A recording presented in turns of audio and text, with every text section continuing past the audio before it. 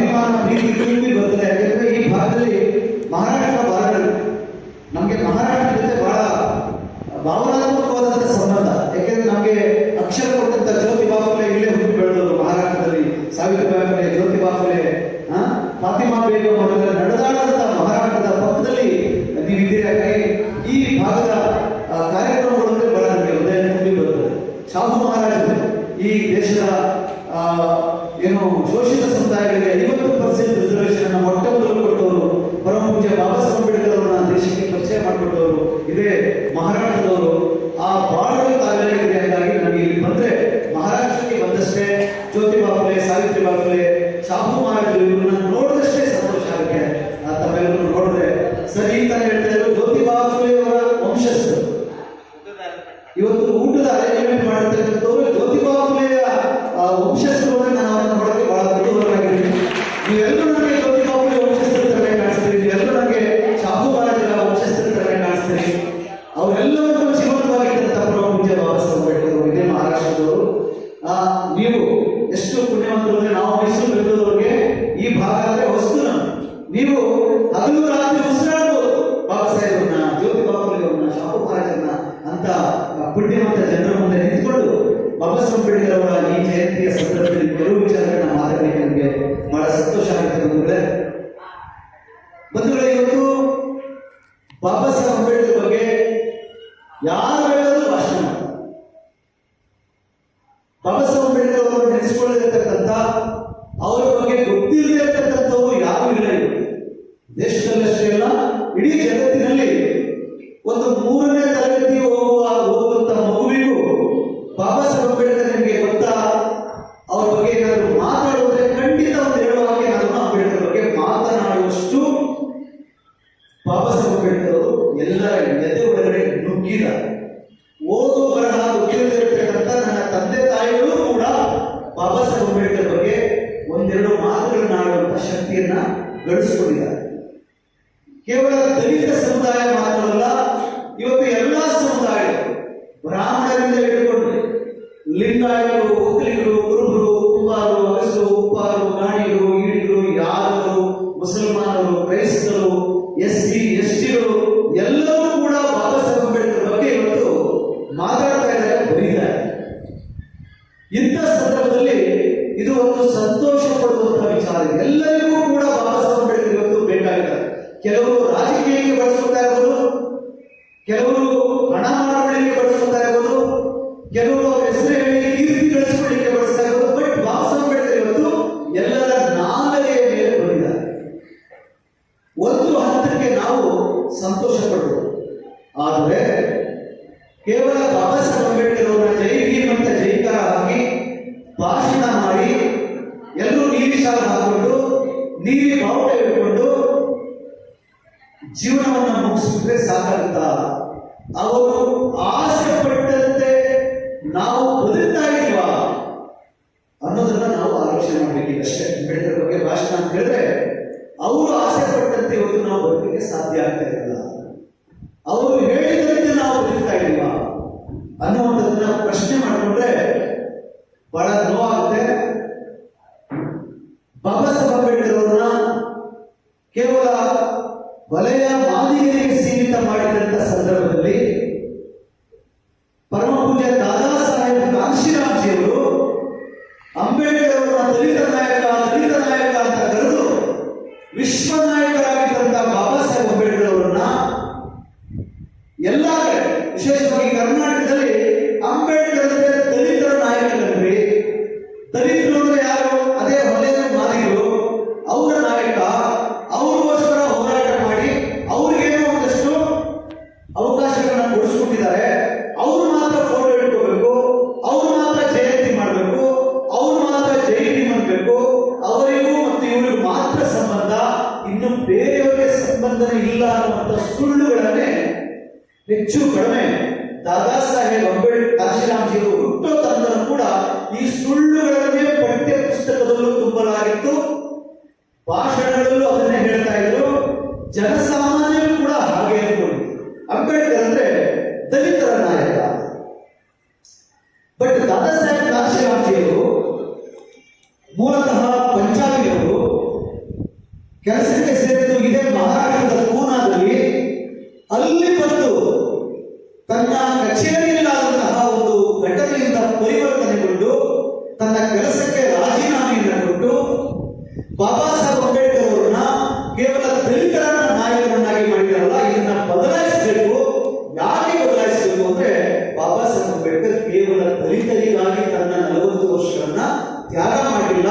ತನ್ನ 4 ಜನ ಮಕ್ಕಳನ್ನ ಕಳೆದುಕೊಂಡು, ತನ್ನ ಪ್ರೀತಿ ಪಾತ್ರ ಹೆಂಡತಿಯನ್ನ ಕಳೆದುಕೊಂಡು, ಒಂಟಿಯಾದರೂ ಕೂಡ ವಿದೇಶಗಳಿಗೆ ಹೋಗಿ ಸಾವಿರಾರು ಪದವಿಗಳನ್ನ ಡಿಗ್ರಿಗಳನ್ನ ಪಡ್ಕೊಂಡು ವಾಪಸ್ ಬಂದು ಕೇವಲ ಒಂದು ಜಾತಿ ಉಪಜಾತಿಗೋಸ್ಕರ ಹೋರಾಟ ಮಾಡುವಂತಹ ಸಣ್ಣ ಮನುಷ್ಯ ಆಗಿರಲಿಲ್ಲ. ಅವರು ಭಾರತ ದೇಶದಲ್ಲಿ ಸಾವಿರಾರು ವರ್ಷಗಳ ಹಿಂದೆ ಯಾರು ಶಿಕ್ಷಣದಿಂದ ವಂಚಿತರಾಗಿದ್ರು, ಸಾಲಿ ಕಲಿಬಾರದು ಎನ್ನುವಂತ ಶಾಲೆಯಿಂದ ಹೊರಗಡೆ ಇಟ್ಟಿದ್ರು, ಆ ಎಲ್ಲ ಸಮುದಾಯಗಳು ವಾಪಸ್ಸು ಶಾಲೆಗೆ ಹೋಗುವಂತೆ ಮಾಡಿದ್ದು ಪರಮ ಪೂಜ್ಯ ಬಾಬಾ ಸಾಹೇಬ್ ಅಂಬೇಡ್ಕರ್ ಅವರು. ಅವರಲ್ಲಿ ಒಬಿಸಿ ಸಮುದಾಯಗಳು ಅಂತ ಏನ್ ಕರಿತೀವಿ, ಅದು ಲಿಂಗಾಯತ ಸಮುದಾಯ ಅಂತ ಹೇಳಿಕೊಂಡು ಇತರೆ ಎಂಬಿಸಿ ಸಮುದಾಯ ಅಂತ ಯಾವುದೇ ಒಬಿಸಿ ಸಮುದಾಯಗಳು, ಆ ಎಲ್ಲ ಸಮುದಾಯಗಳು ಸಾಲಿ ಕಲಿಯುವಂತ ಅವಕಾಶ, ಕಾಲೇಜು ಮೆಟ್ಟಿಲು ಹತ್ತುವಂತ ಅವಕಾಶ, ಸರ್ಕಾರಿ ಉದ್ಯೋಗವನ್ನು ಮಾಡುವ ಅವಕಾಶ, ಭೂಮಿ ಹೊಂದುವ ಅವಕಾಶ, ಆಸ್ತಿಯನ್ನು ಗಳಿಸುವ ಅವಕಾಶ, ಓಟ್ ಹಾಕುವ ಅವಕಾಶ ಮತ್ತು ಚುನಾವಣೆಗೆ ನಿಂತು ಎಂಎಲ್ಎ ಎಂಪಿ ಮಂತ್ರಿ ಆಗುವಂತ ಅಷ್ಟು ಅವಕಾಶಗಳನ್ನು ಕೊಡಿಸಿಕೊಟ್ಟವರು ಪರಮ ಪೂಜ್ಯ ಬಾಬಾ ಸಾಹೇಬ್ ಅಂಬೇಡ್ಕರ್ ಅಂತಕ್ಕಂಥದ್ದನ್ನ ದಾದಾ ಸಾಹೇಬ್ ಕಾಶಿರಾಮ್ಜಿಯವರು ಮೊಟ್ಟ ಮೊದಲಿಗೆ ಈ ದೇಶಕ್ಕೆ ಪರಿಚಯ ಮಾಡಿಕೊಟ್ಟರು. ಮುಸಲ್ಮಾನರು ಮತ್ತು ಕ್ರೈಸ್ತರು, ಈ ದೇಶದಲ್ಲಿ ಧಾರ್ಮಿಕ ಅಲ್ಪಸಂಖ್ಯಾತರು ಅನೇಕ ಸಮುದಾಯಗಳಿವೆ. ಮುಸಲ್ಮಾನರು ಮತ್ತು ಕ್ರೈಸ್ತರು ಭಾರತದಲ್ಲಿದ್ದಾಗ ಇತರೆ ಭಾರತೀಯರಿಗೆ ಏನೆಲ್ಲ ಅನುಕೂಲಗಳಿದೆಯೋ, ಬೇರೆಯವರಿಗೆ ದೇವಸ್ಥಾನ ಕಟ್ಟಕ್ಕೆ ಅವಕಾಶ ಇದ್ರೆ ಮುಸಲ್ಮಾನರಿಗೆ ಮಸೀದಿ ಕಟ್ಟಲಿಕ್ಕೆ ಅವಕಾಶ ಇರಬೇಕು, ಕ್ರೈಸ್ತರಿಗೆ ಚರ್ಚ್ ಕಟ್ಟುವ ಅವಕಾಶ ಇರಬೇಕು. ಯಾರ್ಯಾರಿಗೆ ಯಾವ ಯಾವ ಧರ್ಮ ಒಪ್ಪಿಗೆ ಆಗುತ್ತೋ ಆ ಧರ್ಮವನ್ನ ಅನುಸರಿಸುವ, ಅದರ ಆಚರಣೆಗಳನ್ನು ಪಾಲಿಸುವ, ಹಬ್ಬಗಳನ್ನ ಮಾಡುವ, ಆ ಧರ್ಮವನ್ನ ಪ್ರಚಾರ ಮಾಡುವಂತಹ ಹಕ್ಕು ಅವಕಾಶವನ್ನ ಪರಮ ಪೂಜ್ಯ ಬಾಬಾ ಸಾಹೇಬ್ ಅಂಬೇಡ್ಕರ್ ಅವರು ಸಂವಿಧಾನದ ಮೂಲಕ ಉಳಿಸಿಕೊಟ್ಟ ಕಾರಣ ಭಾರತದಲ್ಲಿ ಒಂದು ಲಕ್ಷಾಂತರ ಮಸೀದಿಗಳು, ಲಕ್ಷಾಂತರ ಚರ್ಚುಗಳು, ಮುಸಲ್ಮಾನರು ಕ್ರೈಸ್ತರು ಇತರ ಭಾರತೀಯರಂತೆ ಶಿಕ್ಷಣ ಪಡ್ಕೊಳ್ತಾ, ಉದ್ಯೋಗ ಪಡ್ಕೊಳ್ತಾ, ಆಸ್ತಿ ಪಡ್ಕೊಳ್ತಾ, ಬಿಸ್ನೆಸ್ ಮಾಡ್ತಾ, ಶಾಲಾ ಕಾಲೇಜುಗಳನ್ನ ಕಟ್ತಾ, ಅವರು ಕೂಡ ಓಟ್ ಹಾಕ್ತಾ, ಅವರು ಕೂಡ ಚುನಾವಣೆಯಲ್ಲಿ ಗೆಲ್ತಾ ಎಲ್ಲ ಭಾರತೀಯರಂತೆ ಸಮಾನ ಅವಕಾಶವನ್ನ ಪಡ್ಕೊಂಡಿರ್ತಕ್ಕಂಥದ್ದು ಪರಮ ಪೂಜ್ಯ ಬಾಬಾ ಸಾಹೇಬ್ ಅಂಬೇಡ್ಕರ್ ಅವರ ಸಂವಿಧಾನದ ಕಾರಣಕ್ಕೆ ಅಂತಕ್ಕಂಥದ್ದು ಕೂಡ ಮುಸಲ್ಮಾನ ಕ್ರೈಸ್ತ ಸಮುದಾಯಗಳಿಗೆ ಗೊತ್ತಿರಲಿಲ್ಲ. ಅದನ್ನ ಅರ್ಥ ಮಾಡಿಸಿದ್ದು ಪರಮ ಪೂಜ್ಯ ದಾದಾ ಸಾಹೇಬ್ ಕಾಶಿರಾಮ್ಜಿಯವರು. ಬಹುಜನ ಸಮಾಜ ಪಕ್ಷವನ್ನ ಕಟ್ಟಿದಂತ ಸಂಸ್ಥಾಪಕರು ಕ್ರೈಸ್ತರೇ, ಮುಸಲ್ಮಾನರೇ, ಒಬಿಸಿಗಳೇ. ಆಮೇಲೆ SC ST-ಗಳಲ್ಲೇ ಒಲೆಮಾಲಿಗರನ್ನ ಹೊರತುಪಡಿಸಿ ಇನ್ನಿತರೆ SC-ಗಳು ನಮಗೂ ಅಂಬೇಡ್ಕರ್ಗೂ ಸಂಬಂಧ ಇಲ್ಲ ಅಂತಿದ್ರು. ಅವರು ಕೆಲವರು ಟಚಬಲ್ SC-ಗಳು ಅಂತ ಕರೀತಾರೆ. ಅವ್ರನ್ನ ಬಂಜಾರ, ಏನು ಲಂಬಾಣಿ, ಬೋವಿ, ಒಡ್ಡರು, ನಾಯಕರು, ವಾಲ್ಮೀಕಿಗಳು ಅಂತ ಕರೆಯುವಂತಹ SC ST ಸಮುದಾಯಗಳಿದ್ದಾರಲ್ಲ, ಅವರು ಕೂಡ ನಮಗೂ ಅಂಬೇಡ್ಕರ್ಗೂ ಸಂಬಂಧ ಇಲ್ಲ ಅಂತ ಇದ್ರು. ಅವರಿಗೆ ನೋಡಪ್ಪ SC ST ಅಂತ ಪಟ್ಟಿಯನ್ನ ಮಾಡಿ, SC ಮತ್ತು ST ಅನ್ನೋದು ಜಾತಿಯ ಹೆಸರಲ್ಲ, ಅದು ಪಟ್ಟಿಯ ಹೆಸರು. ಶೋಷಿತ ಸಮುದಾಯಗಳನ್ನ ಒಂದು ಕಡೆ ಪಟ್ಟಿ ಮಾಡಿ ಇವರಿಗೆ ಎಲ್ಲಾ ರೀತಿಯ ಹಕ್ಕು ಅವಕಾಶಗಳನ್ನ ಕೊಡಬೇಕು, ಜೊತೆಗೆ ಇವರಿಗೆ SC ST ಅನ್ನೋ ಕಾರಣಕ್ಕೆ ವಿಶೇಷವಾದಂತಹ ಹಕ್ಕು ಅವಕಾಶಗಳನ್ನ ಕೊಡಬೇಕು ಅಂತ ಎಲ್ಲಾ ರೀತಿಯ ಅವಕಾಶಗಳನ್ನ ಕೊಡಿಸಿಕೊಟ್ಟವರು ಪರಮ ಪೂಜ್ಯ ಬಾಬಾ ಸಾಹೇಬ್ ಅಂಬೇಡ್ಕರ್ ಅಂತಕ್ಕಂಥದ್ದನ್ನ ಇತರೆ SC ST ಸಮುದಾಯಗಳಿಗೂ ಅರ್ಥ ಮಾಡಿಸಿದ್ದು ದಾದಾ ಸಾಹೇಬ್ ಕಾಶಿರಾಮ್ಜಿ. ಅಂದ್ರೆ ಬಂಧುಗಳೇ, ಇದು ಜಾತಿ ಧರ್ಮಕ್ಕಾದರೆ ಹೆಣ್ಣು ಮಕ್ಕಳು, ಮಹಿಳೆ, ಬಾಬಾ ಸಾಹೇಬ್ ಅಂಬೇಡ್ಕರ್ ಅವರು ನೀವು ನೋಡ್ಬೇಕಲ್ಲ, ಇವರು ಸ್ಟೂಡೆಂಟ್ಸ್, ನೀವು ಮೊಬೈಲ್ ನೋಡ್ತಾ ಇದ್ದೀರಾ, ಕೇಳಿಸ್ಕೊಳ್ತೀವಿ, ಇದು ಎಷ್ಟು ಚೆನ್ನಾಗಿದೆ, ಕೇಳಿಸ್ತೀವಿ, ಮಾತಾಡೋದು. ಮಹಿಳೆ, ಹೆಣ್ಮಕ್ಳು ಹೆಂಗಿತ್ತು ಪರಿಸ್ಥಿತಿ ಮಹಿಳೆಯರು ಅಂದ್ರೆ ಈ ರೀತಿ ಎಲ್ಲ ಹೊರಗಡೆ ಬಂದಿರಲಿಲ್ಲ. ಒಂದು 100 ವರ್ಷದ ಹಿಂದೆ ಬಾಬಾ ಸಾಹೇಬ್ ಅಂಬೇಡ್ಕರ್ ಹೋರಾಟ ಮಾಡೋಕ್ಕೆ ಮುಂಚೆ ಯಾವುದೇ ಜಾತಿಯ ಹೆಣ್ಣು ಮಕ್ಕಳು ಶಾಲೆ ಕಲಿಯುವ ಅವಕಾಶ ಇರಲಿಲ್ಲ. ಬ್ರಾಹ್ಮಣ ಹೆಣ್ಮಕ್ಳಾಗಲಿ, ಲಿಂಗಾಯತ ಹೆಣ್ಮಕ್ಳ, ಅಥವಾ OBC SC ST ಹೆಣ್ಮಕ್ಳ, ಅಥವಾ ಕ್ರೈಸ್ತ ಮುಸಲ್ಮಾನ ಸಮುದಾಯದ ಹೆಣ್ಮಕ್ಳಾಗಲಿ ಹೆಣ್ಣು ಮಕ್ಕಳು ನ ಸ್ತ್ರೀ ಸ್ವಾತಂತ್ರ್ಯ ಅರ್ಹತಿ, ನೀನು ಹೆಣ್ಣಾಗಿ ಹುಟ್ಟಿದ ಮೇಲೆ ನಿನಗೆ ಸ್ವಾತಂತ್ರ್ಯ ಇಲ್ಲ ಅಂತ ಕಾನೂನು ಮಾಡಿಬಿಡ್ತಾರೆ. ಹೆಣ್ಣು ಅಂದ್ರೆ ಹೇಗಿರ್ಬೇಕು? ಚಿಕ್ಕವಳಾಗಿದ್ದಾಗ ಅಪ್ಪ ಹೇಳಿದಂಗೆ ಕೇಳಿಕೊಂಡು ಮನೆಯಲ್ಲಿ ಬಿದ್ದಿರಬೇಕು. ಮದುವೆ ಆದ್ಮೇಲೆ ಗಂಡ ಹೇಳಿದಂಗೆ ಕೇಳಿಕೊಂಡು ಮನೆಯಲ್ಲಿ ಬಿದ್ದಿರಬೇಕು. ವಯಸ್ಸಾದ ಮೇಲೆ ಗಂಡು ಮಗ ಹೇಳಿದಂಗೆ ಕೇಳಿಕೊಂಡು ಬಿದ್ದಿರಬೇಕು. ಹೆಣ್ಣು ಮಕ್ಕಳಿಗೆ ಸ್ವಾತಂತ್ರ್ಯ ಇಲ್ಲ. ಹೆಣ್ಣು ಮಕ್ಕಳು ಆಸ್ತಿ ಮಾಡ್ಕೊಳ್ಳೋದಿಲ್ಲ. ಹೆಣ್ಣು ಮಕ್ಕಳ ಹೆಸರಲ್ಲಿ ಯಾವುದೇ ರೀತಿ ಮನೆ ಇರಂಗಿಲ್ಲ, ಹೊಲ ಇರಂಗಿಲ್ಲ. ಹೆಣ್ಮಕ್ಳಿಗೆ ಯಾವುದೇ ಸ್ವಾತಂತ್ರ್ಯ ಇಲ್ಲ. ಶಾಲೆ ಕಲಿಯೋದಿಲ್ಲ, ತಲೆ ಎತ್ತಿ ಮಾತಾಡೋದಿಲ್ಲ. ಎಲ್ಲಾ ರೀತಿಯ ನೋವುಗಳನ್ನ ಸಹಿಸಿಕೊಂಡು ಬರೀ ಮಕ್ಕಳನ್ನ ಹಡಿಬೇಕು, ಅಡುಗೆ ಮಾಡಬೇಕು, ಸಾಯಬೇಕು. ಇಷ್ಟು ನಿಕೃಷ್ಟವಾಗಿ ನೋಡ್ತಾ ಇದ್ದಂತ ಹೆಣ್ಣು ಸಮುದಾಯವನ್ನ ಗಂಡಿನಷ್ಟೇ ಹೆಣ್ಣು ಸಮಾನಳು, ಗಂಡಿನಷ್ಟೇ ಹೆಣ್ಣು ಸಮಾನಳು, ಗಂಡು ಹೆಣ್ಣು ಅಂತಕ್ಕಂಥ ಭೇದ ಭಾವವನ್ನ ಮಾಡಬಾರದು. ಮಾಡಿದ್ರೆ ಕಾನೂನು ಪ್ರಕಾರ ಅಪರಾಧ ಆಗುತ್ತೆ. ಹೆಣ್ಣನ್ನು ನೀವು ಶೋಷಣೆ ಮಾಡಿದ್ರೆ ಆಕೆ ಓದಕ್ಕೆ ಇಷ್ಟಪಟ್ಟರೆ ಓದಬೇಕು, ಸರ್ಕಾರಿ ಕೆಲಸಕ್ಕೆ ಹೋಗೋದ್ರೆ ಹೋಗ್ಬೋದು, ಹೊಲ ಗದ್ದೆ ಜಮೀನು ಆಕೆ ತನ್ನ ಹೆಸರಲ್ಲಿ ಸಂಪಾದನೆ ಮಾಡಬಹುದು, ಹಣವನ್ನು ಹೊಂದಬಹುದು, ಆಸ್ತಿಯನ್ನು ಹೊಂದಬಹುದು, ಮನೆಯನ್ನು ಹೊಂದಬಹುದು. ಆಕೆ ಪೊಲೀಸ್ ಆಫೀಸರ್ ಆಗ್ಬೋದು, IPS ಆಫೀಸರ್ ಆಗ್ಬೋದು, MLA ಆಗ್ಬೋದು, MP ಆಗ್ಬೋದು. ತಾನು ಸ್ವತಂತ್ರವಾಗಿ ಗಂಡಿನಷ್ಟೇ ಸ್ವತಂತ್ರವಾಗಿ ಬದುಕಬೇಕು ಅಂತ ಹೇಳಿ ಹೋರಾಟ ಮಾಡಿ ಆ ಕಾನೂನನ್ನ ಬಾಬಾ ಸಾಹೇಬ್ ಅಂಬೇಡ್ಕರ್ ಅವರು ಸಂವಿಧಾನದಲ್ಲಿ ಅಡಕ ಮಾಡಿದ ಕಾರಣಕ್ಕೆ ಇವತ್ತು ಎಲ್ಲಾ ಜಾತಿಯ ಹೆಣ್ಣು ಮಕ್ಕಳು ಕೂಡ ಸ್ವತಂತ್ರವಾಗಿ ಬದುಕುವಂತ ಅವಕಾಶವನ್ನ ಪಡ್ಕೊಂಡಿದ್ದಾರೆ. ಇದು ಕೂಡ ಯಾವ ಹೆಣ್ಣು ಮಕ್ಕಳಿಗೂ ಗೊತ್ತಿರಲಿಲ್ಲ. ನಮಗೆ ನಿಜವಾದ ದೇವರು ಯಾರು? ನಮಗೆ ನಿಜವಾದ ದೇವರು ಯಾರು? ದೇವರು ಅಂದ್ರೆ ಏನು? ಯಾಕೆ ದೇವರಿಗೆ ಕೈ ಮುಗಿತೀವಿ ನಾವು? ಯಾಕೆ ದೇವರಿಗೆ ಹರಕೆ ಕಟ್ಕೋತೀವಿ? ಯಾಕೆ ದೇವರಿಗೆ ಪೂಜೆ ಮಾಡ್ತೀವಿ? ಯಾಕೆ ಹಬ್ಬ ಮಾಡ್ತೀವಿ ಅಂದ್ರೆ ಈ ದೇವರು, ನಾನು ನಂಬಿರುವ ದೇವರು ನಾನು ಏನು ಕೇಳಿದ್ರು ಕೊಡುತ್ತೆ ಅಂತ ಕೊಡ್ತೀವಿ. ಯಾಕೆ ದೇವರು ಕೈ ಮುಗಿತೀವಿ ಅಂದ್ರೆ ಒಂದು ಆಸೆ. ಏನ್ ಆಸೆ? ನಾನು ಏನೇ ಬೇಡ್ಕೊಂಡ್ರು ಈ ದೇವರು ನನಗೆ ದಯಪಾಲಿಸುತ್ತೆ. ಇನ್ನೊಂದು ದೇವರನ್ನ ಯಾಕೆ ನಂಬ್ತೀವಿ ನಾವು ಅಂದ್ರೆ ಭಯ. ಏನ್ ಭಯ? ದೇವರಿಗೆ ಕೈ ಮುಗಿಲಿಲ್ಲ ಅಂದ್ರೆ, ಪೂಜೆ ಮಾಡಲಿಲ್ಲ ಅಂದ್ರೆ, ಹಬ್ಬ ಮಾಡಲಿಲ್ಲ ಅಂದ್ರೆ, ಹರಕೆ ಮಾಡಲಿಲ್ಲ ಅಂದ್ರೆ ನಮ್ಮ ಹತ್ರ ಏನ್ ಕಷ್ಟ ಬಿಟ್ಬಿಡ್ತದೋ ದೇವರು, ನಮ್ಮ ಹತ್ರ ಏನ್ ಕಿತ್ಕೊಬಿಡ್ತದೋ ದೇವರು, ನಮ್ಗೆ ಕಾಪಾಡಲೇನೋ ದೇವರು, ರಕ್ಷಣೆ ಕೊಡಲೇನೋ ದೇವರು ಅಂತ ಹೇಳಿ ಏನೋ ಕೊಡಬಹುದು ಅನ್ನೋ ಆಸೆಯಿಂದ ದೇವರು ಕೈ ಮುಗಿತೀವಿ. ಏನಾದ್ರು ಕಷ್ಟ ಬಂದ್ರೆ ಕಾಪಾಡಲೇ ಅನ್ನೋ ಕಾರಣಕ್ಕೆ ದೇವರಿಗೆ ಕೈ ಮುಗಿತೀವಿ. ನಿಜನ? ಹಾಗಾದ್ರೆ ನಾವೇನೂ ಕೇಳಿಕೊಳ್ಳದೆ ಎಲ್ಲವನ್ನೂ ಕೊಟ್ಟ ದೇವರು ಯಾರು? ಏನೆಲ್ಲ ಕೇಳಿಕೊಂಡ್ರು ಏನೂ ಕೊಡದೇ ಇರೋ ದೇವರುಗಳು ಯಾರು ಅನ್ನೋದ್ರ ಬಗ್ಗೆ ನಮಗೆ ಗೊತ್ತಾಗಬೇಕು. ನೀವೇನಾದ್ರೂ ಬಾಬಾ ಸಾಹೇಬ್ ಅಂಬೇಡ್ಕರ್ಗೆ ಗುಡಿ ಕಟ್ಟಿ ಕೈ ಮುಗಿದು ಹರಕೆ ಕಟ್ಟಿ ಪೂಜೆ ಮಾಡಿ ಕೇಳ್ಕೊಂಡ್ರ ನಮಗೆ ಶಿಕ್ಷಣದಲ್ಲಿ ಅವಕಾಶ ಕೊಡು ದೇವರೇ ಅಂಬೇಡ್ಕರ್ ಅಂತ ಕೇಳ್ಕೊಂಡ್ರ? ಕೇಳ್ಕೊಂಡಿಲ್ಲ ಅಂತ ಕೊಟ್ಟರು ಅವರು. ನಾವೇನು ಕೇಳ್ಕೊಂಡಿಲ್ಲ. ಬಾಬಾ ಸಾಹೇಬ್ ಅಂಬೇಡ್ಕರ್ ನಮ್ಗೆ ಶಿಕ್ಷಣ ಕೊಡಿಸಿ ಅಂತ ಕೇಳ್ಕೊಂಡು ಯಾವ್ದು ಜಾತಿಯವರು ಇಲ್ಲ. ಉದ್ಯೋಗ ಕೊಡಿಸಿ, ಭೂಮಿ ಕೊಡಿಸಿ, ಸ್ವಾತಂತ್ರ್ಯ ಕೊಡಿಸಿ, ಓಟ್ ಮಾಡೋ ಹಕ್ಕು ಕೊಡಿಸಿ, ಮೀಸಲಾತಿ ಕೊಡಿಸಿ ಅಂತ ನಾವೇನೂ ಕೇಳ್ಕೊಳ್ತಿದ್ರು ಕೂಡ ನಾವು ಕೂತಿರೋ ಜಾಗಕ್ಕೆ ಅದೆಲ್ಲಿಯ ಅಂಬೇಡ್ಕರ, ಎಲ್ಲಿಯ ಜಮಖಂಡಿ, ಎಲ್ಲಿಯ ಗ್ರಾಮಗಳು, ಈ ದೇಶದ ಲಕ್ಷಾಂತರ ಗ್ರಾಮಗಳಲ್ಲಿ ವಾಸ ಮಾಡುವ ಪ್ರತಿಯೊಂದು ಜಾತಿ ಜನಾಂಗದವರ ಮನೆ ಮನೆಗೆ ಅವರು ಕೇಳಲಿಲ್ಲ ಅಂದ್ರೂ ಎಲ್ಲ ರೀತಿಯ ಹಕ್ಕು ಅಧಿಕಾರಗಳನ್ನ ಕೊಟ್ಟಂತಹ ದೇವರು ಪರಮ ಪೂಜ್ಯ ಬಾಬಾ ಸಾಹೇಬ್ ಅಂಬೇಡ್ಕರ್ ಒಬ್ಬರೇ. ಅವರು ಒಬ್ಬರೇ ಕೊಟ್ಟರು. ನಾವು ಕೇಳಿದ್ರು ಎಲ್ಲವನ್ನೂ ಕೊಟ್ಟರು. ನಾವೇನು ಕೇಳ್ಕೊಂಡಿಲ್ಲ, ನಾವು ಎಲ್ಲವನ್ನೂ ಕೊಟ್ಟರು. ಈಗ ಅಕಸ್ಮಾತ್ ನಿಮ್ಮ ಹತ್ರ ಇರತಕ್ಕಂತ ಹೊಲವನ್ನ, ಈಗ ನಮಗೆಲ್ಲ ಒಂದು 10 ಎಕರೆ, 1 ಎಕರೆ, 3 ಎಕರೆ, 4 ಎಕರೆ ಸಣ್ಣ ಪುಟ್ಟ ಜಮೀನಿದೆ. ನಿಜ? ನಮ್ಮ ಮಕ್ಕಳು ಪ್ರೈವೇಟ್ ಎಲ್ಲೋ ಗೌರ್ಮೆಂಟ್ ಎಲ್ಲೋ ಅಲ್ಲಿ ಇಲ್ಲಿ ಒಂದಷ್ಟು ಸಂಪಾದನೆ ಮಾಡ್ತಾ ಇದ್ದಾರೆ. ಸಂಪಾದನೆ ಒಪ್ಕೋತೀರಾ? ಯಾಕೆಂದ್ರೆ ಸಂಪಾದನೆ ಅನ್ನೋದು ಕೂಡ ಇಷ್ಟ ಬಂದ ರೀತಿಯಲ್ಲಿ ನಾವೆಲ್ಲ ಸಂಪಾದನೆ ಮಾಡೋದಿರಲಿಲ್ಲ. ಚೆನ್ನಾಗಿ ಬದುಕಬೇಕು ಅಂದ್ರೆ ನಾವು ಒಂದಷ್ಟು ಸಂಪಾದನೆ ಇರಬೇಕು, ಕೈಯಲ್ಲಿ ಹಣ ಇರಬೇಕು, ರೊಕ್ಕ ಇರಬೇಕು. ರೊಕ್ಕ ಎಲ್ಲಿಂದ ಬರುತ್ತೆ? ಇಲ್ಲ ಭೂಮಿ ಇರಬೇಕು, ಹೌದಾ? ಇಲ್ಲ ಒಂದು ನೌಕರಿ ಇರಬೇಕು. ಆ ನೌಕರಿ ಸರ್ಕಾರಿದಾದ್ರೂ ಆಯ್ತು, ಖಾಸಗಿದಾದ್ರೂ ಆಯ್ತು, ಸ್ವಂತದ್ದಾದ್ರೂ ಆಯ್ತು, ಹೌದಾ?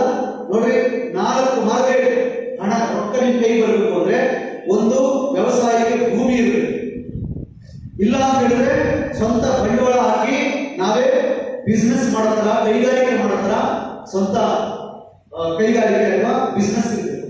ಇಲ್ಲ ಸರ್ಕಾರಿ ನೌಕರಿ ಇರಬೇಕು, ಇಲ್ಲ ಖಾಸಗಿ ನೌಕರಿ ಇರಬೇಕು. ಇದು ನಾಲ್ಕು ಕೂಡ ಕಂಪ್ಯೂಟರ್ ಹುಟ್ಟೋಕ್ ಮುಂಚೆ ನಮ್ಗೆ ಯಾರಿಗೂ ಅವಕಾಶ ಇರಲಿಲ್ಲ. ನಮಗೆ ಭೂಮಿ ಇರಲಿಲ್ಲ, ಭೂಮಿಯಲ್ಲಿ ಕೆಲಸ ಮಾಡ್ತಾ ಇದ್ದದ್ದು ನಾವು, ಆದ್ರೆ ಭೂಮಿ ನಮ್ಮ ಹೆಸರು ಇರ್ತಿರ್ಲಿಲ್ಲ. ಅರ್ಧ ಎಕರೆ ಇಲ್ಲ, 1 ಎಕರೆ ಇಲ್ಲ, ಒಣ ಭೂಮಿ ಇಲ್ಲ, ನೀರಾವರಿ ಭೂಮಿ ಇಲ್ಲ. ಯಾಕೆಂದ್ರೆ ಭೂಮಿ ಹೊಂದುವ ಹಕ್ಕು ಕೇವಲ ಒಂದು ಜಾತಿಗೆ ಕೊಟ್ಟಿದೆ. ವೈಶ್ಯರು ಅಂತ ಕರೀತಾರೆ, ಶೇಠುಗಳು ಅಂತ, ಅವರು ಮಾತ್ರ ಸಂಪತ್ತನ್ನು ಹೊಂದಬೇಕಾಗಿತ್ತು, ಬೇರೆಯವ್ರ ಸಂಪತ್ತನ್ನು ಹೊಂದಿರಲಿಲ್ಲ. ಅಲ್ಲಿ ಒಕ್ಕಲಿಗರು ಹೋಗಿ ಹೊಲ ಮಾಡಬೇಕು, ಕುರುಬರು ಹೋಗಿ ಕುರಿ ಕಾಯಬೇಕು, ಯಾರು ಗೊಲ್ಲರು ಹೋಗಿ ದನ ಕಾಯಬೇಕು, ಗಾಣಿಗರು ಎಣ್ಣೆ ಮಾಡಿಬಿಡ್ಬೇಕು, ಚೌರಿಗರು ಕ್ಷೌರ ಮಾಡಿಬಿಡ್ಬೇಕು, ನೇಕಾರರು ನೇಯ್ಗೆ ಮಾಡಿಬಿಡ್ಬೇಕು, ಹುಟ್ಟಿ ನೇಯ್ಗೆ ಮಾಡಬೇಕು, ಮಡಿವಾಳರು ಬಟ್ಟೆ ವಾಶ ಮಾಡಿಬಿಡ್ಬೇಕು. ಹೌದಾ? ಆದ್ರೆ ಅವರು ಭೂಮಿ ಹೊಂದಂಗಿರಲಿಲ್ಲ. ಇವತ್ತು ಭೂಮಿ ಬಂದಿದೆ ಅವರಿಗೆಲ್ಲ. ಕಾರಣ ಯಾರು? ಕಾರಣ ಯಾವ ದೇವರ ಆಶೀರ್ವಾದದಿಂದ ಈ ಸಮುದಾಯ ಇವತ್ತು ಭೂಮಿಯನ್ನ ನನಗೆ 1/2 ಎಕರೆ ಇದೆ, ನನಗೆ 2 ಎಕರೆ ಇದೆ, ನನಗೆ 3 ಎಕರೆ ಇದೆ, ನನಗೆ 10 ಎಕರೆ ಇದೆ ಅಂತ ಹೇಳ್ತಾರಲ್ಲ, ಯಾರ ಕಾರಣಕ್ಕೆ ಇವತ್ತು ಭೂಮಿ ನಮ್ಮ ಕೈಗೆ ಬಂದಿದೆ ಅಂದ್ರೆ ಪರಮ ಪೂಜ್ಯ ಬಾಬಾ ಸಾಹೇಬ್ ಅಂಬೇಡ್ಕರ್ ಅವರ ಕಾನೂನಿನ ಕಾರಣಕ್ಕೆ ನಮ್ಮಷ್ಟು ಭೂಮಿ. ನೌಕರಿಗಳಿದ್ದೀವಿ, ನಾವು ಟೀಚರ್ಸ್ಗಳಿದ್ದೀವಿ, ಡಾಕ್ಟರ್ಗಳಿದ್ದೀವಿ, ಡ್ರೈವರ್ಸ್ಗಳಿದ್ದೀವಿ, ಕಂಡಕ್ಟರ್ಗಳಿದ್ದೀವಿ, ಪ್ರೊಫೆಸರ್ಗಳಿದ್ದೀವಿ, ಅಲ್ವಾ, ಏರೋನಾಟಿಕಲ್ ಇಂಜಿನಿಯರ್ಸ್ ಇದ್ದೀವಿ, ಸಾಫ್ಟ್ವೇರ್ ಇಂಜಿನಿಯರ್ಸ್ ಇದ್ದೀವಿ, ಡಾಕ್ಟರ್ಗಳಿದ್ದೀವಿ, ದೊಡ್ಡ ದೊಡ್ಡ ನೌಕರಿ, KS officer, IAS officer, IPS officer.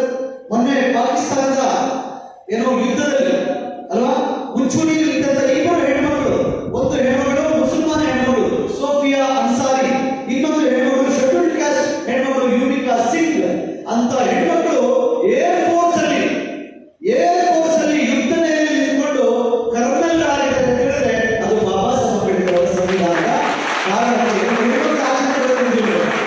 ಅಂತ ಸಂದರ್ಭದಲ್ಲಿ ಸರ್ಕಾರಿ ನೌಕರಿಯನ್ನ ಯಾರು ಬೇಕಾದ್ರೂ ಪಡ್ಕೊಳ್ಳುವಂತ ಅವಕಾಶ ಇವತ್ತು ಸಿಕ್ಕಿರೋದು ಪರಮ ಪೂಜ್ಯ ಬಾಬಾ ಸಾಹೇಬ್ ಅಂಬೇಡ್ಕರ್ ಕಾರಣಕ್ಕೆ. ಸರ್ಕಾರಿ ನೌಕರಿ ಸಿಗ್ಲಿಲ್ಲ ಅಂದ್ರೆ ಖಾಸಗಿಯಾಗಿ ನಾನು ಕೆಲಸ ಮಾಡ್ತೀನಿ, ನಾನು ಆಟೋ ಓಡಿಸ್ತೀನಿ, ನಾನು ಕಾರ್ ಓಡಿಸ್ತೀನಿ, ನಾನು ಕವಿ ಕೆಲಸ ಮಾಡ್ತೀನಿ, ನಾನು ಯಾವುದೋ ಒಂದು ಆಫೀಸಲ್ಲಿ ಹೊರಗುತ್ತಿಗೆ ಕೆಲಸ ಮಾಡ್ತೀನಿ, ಕಾಂಟ್ರಾಕ್ಟ್ ಬೇಸಿಸ್ ಅಲ್ಲಿ ಕೆಲಸ ಮಾಡ್ತೀನಿ. ಇದೆಲ್ಲಕ್ಕೂ ಅವಕಾಶ ನಮ್ಗೆ ಇರಲಿಲ್ಲ ಅಂಬೇಡ್ಕರ್ ಮುಂಚೆ. ಹೌದಾ? ಸ್ವಂತ ಬಿಸ್ನೆಸ್ ಮಾಡಂಗಿಲ್ಲ, ಸರ್ಕಾರಿ ನೌಕರಿ ಮಾಡಂಗಿಲ್ಲ, ಖಾಸಗಿ ನೌಕರಿ ಮಾಡಂಗಿಲ್ಲ, ಸ್ವಂತ ಭೂಮಿ ಇರಲಿಲ್ಲ, ಸ್ವಂತ ಬಂಡವಾಳ ಇರಲಿಲ್ಲ. ಅದೆಲ್ಲವೂ ಸಿಕ್ಕಿ ಕೇವಲ 75 ವರ್ಷ ಆಗಿದೆ ನಮಗೆ. ಕೇವಲ 75 ವರ್ಷದಿಂದ ಈಚೆಗೆ ಇದೆಲ್ಲ ಹಕ್ಕು ಅವಕಾಶಗಳು ಸಿಕ್ಕಿದೆ. ಇದು ಪರಮ ಪೂಜ್ಯ ಬಾಬಾ ಸಾಹೇಬ್ ಅಂಬೇಡ್ಕರ್ ಕೊಟ್ಟಿರ್ತಕ್ಕಂಥದ್ದು. ನಾವು ಬೆಳಗ್ಗೆ ಎದ್ದು ಕೈ ಮುಗಿಬೇಕಾಗಿರ್ತಕ್ಕಂಥ ದೇವರು ಯಾರಂದ್ರೆ ಅದು ಏಕೈಕ ದೇವರು ಪರಮ ಪೂಜ್ಯ ಬಾಬಾ ಸಾಹೇಬ್ ಅಂಬೇಡ್ಕರ್ ಮಾತ್ರ. ಅದನ್ನ ಕಿತ್ಕೊಳ್ಳೋಕೆ ಬಂದ್ರೆ ಯಾರು ಕಾಪಾಡ್ತಾರೆ? ಯಾವ ದೇವರು ಕಾಪಾಡ್ತಾರೆ? ಈಗ ನಿಮ್ಮ ಮಗನಿಗೆ ಸರ್ಕಾರಿ ನೌಕರಿ ಸಿಕ್ಕಿದೆ ಅಂತ ಇಟ್ಕೊಳ್ಳಿ, ನಾಳೆ ನಿಮ್ಮ ಮನೆಗೆ ಒಂದು ನೋಟಿಸ್ ಬರುತ್ತೆ, ನಾಳೆ ನೀವು ಸರ್ಕಾರಿ ಕೆಲಸಕ್ಕೆ ಬರಬೇಡ, ಯಾಕಂದ್ರೆ ನೀನು ST, ನೀನು OBC, ನೀನು ಮುಸಲ್ಮಾನರು, ನೀನು ಕ್ರೈಸ್ತರು, ಹಾಗಾಗಿ ಮೀಸಲಾತಿಯನ್ನ ತೆಗೆದುಕೊಡ್ತಾ ಇದ್ದೀವಿ, ಸರ್ಕಾರಿ ನೌಕರಿ ಇಲ್ಲ, ನೀವು ವಾಪಸ್ ಮನೆಗೆ ಹೋಗಿ ಅಂತ ಹೇಳಿದ್ರೆ ಯಾವ ದೇವರ ಹೋಗಿ ಅದಕ್ಕೆ ಇಟ್ಕೊತೀವಿ? ವಾಪಸ್ ನಿಮ್ಮ ಮಗ ಸರ್ಕಾರಿ ನೌಕರಿ ಹೋಗಿ ಎಲ್ಲಿ ಹೋಗ್ತೀರಿ? ನಿಮ್ಮ ಮನೆಯಲ್ಲಿ ನಿಮ್ಮ ಹೊಲ ಇದೆ, ಯಾರೋ ಒಂದು ಬೋರ್ಡ್ ಹಾಕಿದ್ರೆ ಈ ಮನೆ ನನಗೆ ಸಂಬಂಧಪಟ್ಟದ್ದು, ಈ ಹೊಲ ಸರ್ಕಾರ ವಾಪಸ್ ತಗೋತಾ ಇದೆ, ನೀವು ಹೊಲ ಖಾಲಿ ಮಾಡಿ, ಮನೆ ಖಾಲಿ ಮಾಡಿ ಅಂದ್ರೆ ಯಾವ ದೇವರ ಗುಡಿಗೆ ಹೋಗ್ತೀರಿ? ಕೇಳ್ಕೊಳ್ಳಿ, ಯಾರು ಹೋಗ್ತೀರಿ? ನನ್ನ ಪ್ರಶ್ನೆ ಅರ್ಥ ಆಗ್ತಾ ಇದೆಯಾ? ಈಗ ಏನೆಲ್ಲ ಸಿಕ್ಕಿದೆ ಅದನ್ನ ಕಿತ್ಕೊಳ್ಳೋಕೆ ಬಂದ್ರೆ ಯಾವ ದೇವರು ಕಾಪಾಡಿದ್ರೆ ನಿಮ್ಮನ್ನ ಅಂತ ನನ್ನ ಪ್ರಶ್ನೆ ಕೇಳ್ತಾ ಇದ್ದಾರೆ.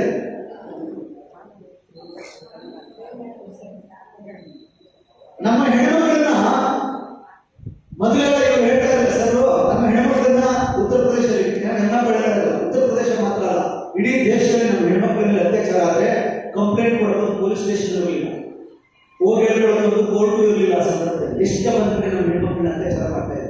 ಇವತ್ತು ಮುಸಲ್ಮಾನ ಹೆಣ್ಮಗಳಾಗಲಿ, ಕ್ರೈಸ್ತ ಹೆಣ್ಮಗಳಾಗಲಿ, SC/ST ಹೆಣ್ಮಗಳಾಗಲಿ, ಯಾವುದೇ ಜಾತಿಯ ಹೆಣ್ಮಗಳಾಗಲಿ, ಯಾರಾದ್ರೂ ಒಬ್ಬ ಪುರುಷ ಅಥವಾ ಯಾರಾದ್ರೂ ಆಕೆಯನ್ನು ತಿರುಗಿ ನೋಡಿ, ದುರ್ಮುಖಕ್ಕೆ ನೋಡಿ ಅವಳ ಮೇಲೆ ಅತ್ಯಾಚಾರ ಮಾಡೋ ಪ್ರಯತ್ನ ಪಟ್ಟರೆ ನಾವು ಮಾನವನ್ನ ಕಾಪಾಡಿಕೊಳ್ಳಕ್ಕೆ ಎಲ್ಲಿ ಹೋಗ್ತೀವಿ?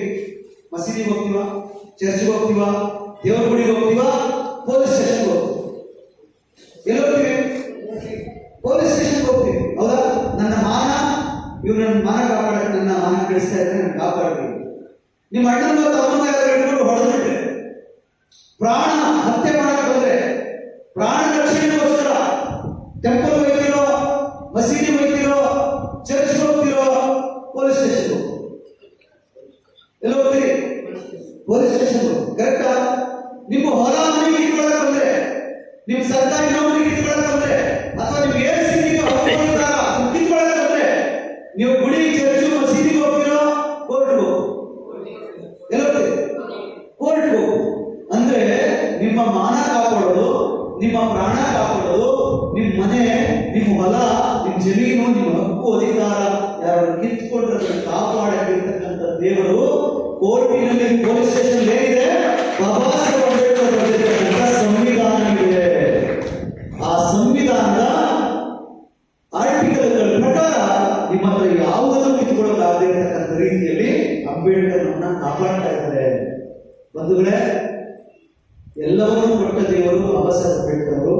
ಅಕಸ್ಮಾತ್ ಅದಕ್ಕೆ ತೊಂದರೆ ಆದರೆ ಕಾಪಾಡೋದಿರತಕ್ಕಂಥ ದೇವರು ಅದೇ ಬಾಬಾ ಸಾಹೇಬ್ ಅಂಬೇಡ್ಕರ್ ಬಂದಿರತಕ್ಕಂಥ ಸಂವಿಧಾನ. ಅಂದ್ರೆ ನಾವು ನೀವು ಬೆಳಿಗ್ಗೆ ಎದ್ದು ಯಾರಿಗೆ ಕೈ ಮುಗಿತಾ ಇದ್ದೀವಿ? ಯಾರು ಪೂಜೆ ಮಾಡ್ತಾ ಇದ್ದೀವಿ? ಯಾರು ಹಬ್ಬ ಮಾಡ್ತಾ ಇದ್ದೀವಿ? ಯಾರು ಹರಕೆ ಕಟ್ಕೊತಾ ಇದ್ದೀವಿ? ಪ್ರಾಮಾಣಿಕವಾಗಿ ಮನಸ್ಸು ಮುಟ್ಟಿ ಕೇಳ್ಕೊಡಿ. ನಮಗೆಲ್ಲವನ್ನು ಕೊಟ್ಟಂತ ದೇವರನ್ನ ಬೀದಿ ನಿಲ್ಲಿಸ್ಬಿಟ್ಟು ಸ್ಟ್ಯಾಚ್ಯೂ ಮಾಡಿ ನಾವು ಮನೆಯೊಳಗಡೆ ಇಟ್ಕೊಂಡಿರ್ತಕ್ಕಂಥದ್ದು ನಮಗೂ ಅದಕ್ಕೂ ಸಂಬಂಧ ಇರತಕ್ಕಂಥ ಯಾವುದೋ 108 ದೇವರುಗಳನ್ನ ಕೈ ಮುಗಿದು ಕೂತೀವಿ. ನಮ್ಮ ಮಕ್ಕಳಿಗೂ ಮೊಮ್ಮಕ್ಕಳಿಗೂ ಅದೇ ಸುಳ್ಳನ್ನ, ಅದೇ ಮೌಲ್ಯವನ್ನ ಪಾಪ ಹೇಳ್ಕೊಡ್ತಾ ಇದ್ದೀವಿ. ತಪ್ಪು. ನಮ್ಮನ್ನ ಕಾಪಾಡಿದ ದೇವರು, ನಮ್ಮನ್ನ ಕಾಪಾಡುವ ದೇವರಿಗೆ ನಾವು ಕೈ ಮುಗಿಬೇಕು ಹೊರತು 2000 ವರ್ಷಗಳಿಂದ ನಾವು ನೀವು ಕೈ ಮುಗಿತಾ ಇರ್ತಕ್ಕಂಥ ದೇವರುಗಳು ನಮ್ಮನ್ನ 2000 ವರ್ಷದಿಂದ ಶಾಲೆಯಿಂದ ಆಚರಿಸಿದ ದೇವರುಗಳಲ್ಲ. 2000 ವರ್ಷಗಳಿಂದ